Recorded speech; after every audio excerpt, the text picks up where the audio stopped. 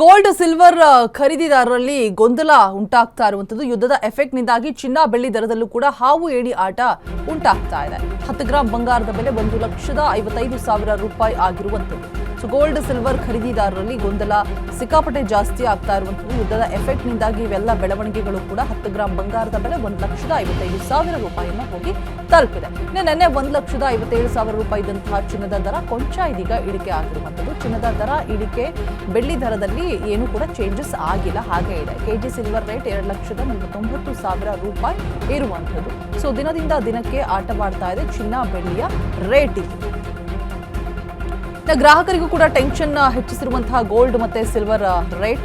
Gold silver ಖರೀದಿದಾರರಲ್ಲಿ ಗೊಂದಲ ಉಂಟಾಗ್ತಾ ಇದೆ. ಏನು ಮಾಡಬೇಕು, ಖರೀದಿ ಮಾಡಬೇಕಾ ಅಥವಾ ಇನ್ನೂ ಕೂಡ ಬೆಲೆ ಇಳಿಕೆ ಆಗತ್ತಾ?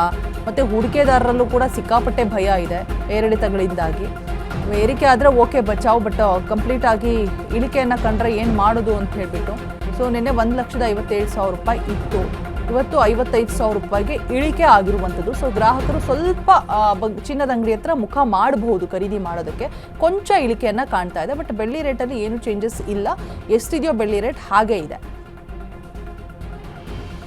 1,57,000 ರೂಪಾಯಿ ಇತ್ತು ನೆನ್ನೆ ಚಿನ್ನ, ಇವತ್ತು 55,000 ರೂಪಾಯಿಗೆ ಆಗಿದೆ. 1,55,000 ರೂಪಾಯಿ 10 ಗ್ರಾಂ ಬಂಗಾರದ ಬೆಲೆ.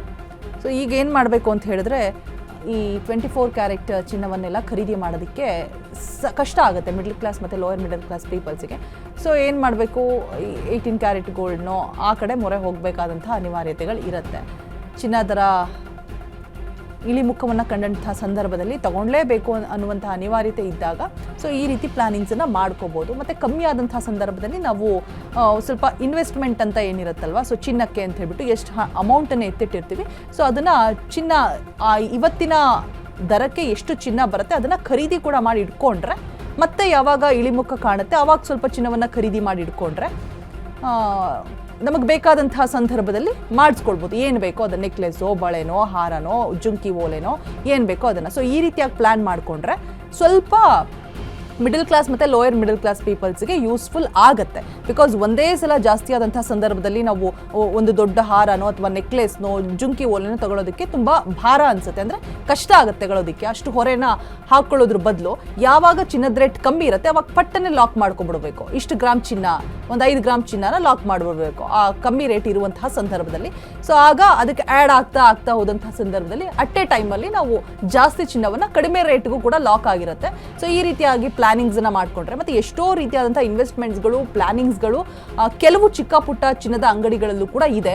ಸೊ ಅದನ್ನೆಲ್ಲ ಚೆಕ್ ಮಾಡಿಕೊಂಡು ನಾವು ಒಂದು ಸ್ವಲ್ಪ ಕೂಡಿಡೋದಕ್ಕೆ ಸ್ಟಾರ್ಟ್ ಮಾಡಿದ್ರೆ, ಇವಾಗ ಮದುವೆ ಮುಂಜಿ, ಗೃಹ ಪ್ರವೇಶಗಳು, ಏನೋ ಫಂಕ್ಷನ್ಗಳು, ಹೆಣ್ಮಕ್ಳಿಗೆ ಚಿನ್ನವನ್ನು ಕೊಡಬೇಕು ಅನ್ನುವಂಥದ್ದು ಇರುತ್ತಲ್ವ, ಸೊ ಆ ಸಂದರ್ಭದಲ್ಲಿ ಯೂಸ್ ಆಗುತ್ತೆ. ಬಿಕಾಸ್ ಈ ಚಿನ್ನದ ಮೇಲೆ ಮತ್ತೆ ಭೂಮಿ ಬೆಲೆ ಇದೆರಡೂ ಕೂಡ ಯಾವುದೇ ಕಾರಣಕ್ಕೂ ಕೂಡ ಇಳಿಮುಖವನ್ನು ಕಾಣುವಂತಹ ಸಾಧ್ಯತೆಗಳು ತುಂಬಾ ಕಡಿಮೆ ಆಗಿರುತ್ತೆ. ಸೊ ಹಾಗಾಗಿ ಸ್ವಲ್ಪ ಮುಂದಾಲೋಚನೆಯಿಂದ ಲಾಕ್ ಮಾಡಬೇಕು. ಚಿನ್ನ ಕಮ್ಮಿ ಇರುವಂತಹ ಸಂದರ್ಭದಲ್ಲಿ ಎಷ್ಟು ಬರುತ್ತೋ, ನಮ್ಮ ಹತ್ರ ಎಷ್ಟು ಕಾಸಿದೆಯೋ ಅಷ್ಟು ಕೊಟ್ಬಿಟ್ಟು ಓಕೆಪ್ಪ ಇಷ್ಟು ಹಣಕ್ಕೆ ಇಷ್ಟು ಚಿನ್ನ ಬರುತ್ತೆ ಅಂತ ಹೇಳ್ಬಿಟ್ಟು ತೆಗೆದುಕೊಂಡು ಇಟ್ಕೊಂಡ್ರೆ, ಮತ್ತೆ ನಮಗೆ ಬೇಕಾದಂತಹ ಸಂದರ್ಭದಲ್ಲಿ ಆ್ಯಡ್ ಮಾಡ್ತಾ ಏನೋ ಒಂದು ನಮಗೇನು ಕನಸಿರುತ್ತೋ ಅದನ್ನು ಮಾಡಿಸ್ಕೊಂಡ್ರೆ ನಮಗೆ ಸ್ವಲ್ಪ ಹೊರೆ ಕಮ್ಮಿ ಆಗುತ್ತೆ.